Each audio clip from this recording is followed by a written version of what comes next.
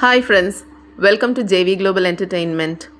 பிரண்டை கீரை தண்டு இதெல்லாம் நல்லா ஃப்ரெஷ்ஷாக இழசாக இருக்கிறத பார்த்து அதெல்லாம் தோட்டத்துலேருந்து பறித்து எடுத்துகிட்டு வந்தாச்சு. அதை நல்லா சுத்தம் பண்ணி அலசி நார் உரித்து ரெடி பண்ணியாச்சு.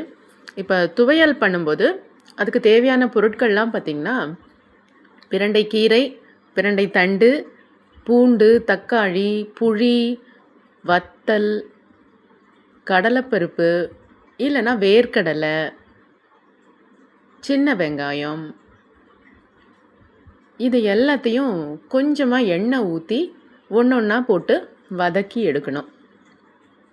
இது நல்லா வதங்கும்போது தேங்காயும் ஒரு 4-5 சில்லு சேர்த்து அதையும் நல்லா ரோஸ்ட் ஆகிற அளவுக்கு நல்லா வதக்கணும்.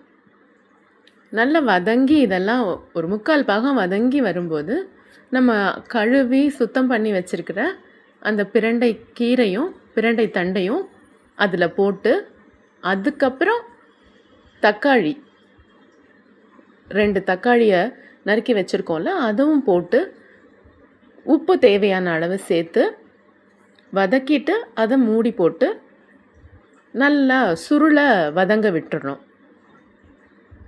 அது நல்ல சுருளை வதங்கி வந்தால் தான் நமக்கு சாப்பிடும்போது நம்ம நாக்கில் அந்த பிரண்டை ஜூஸ்னால் எந்த ஒரு அரிப்பும் இருக்காது.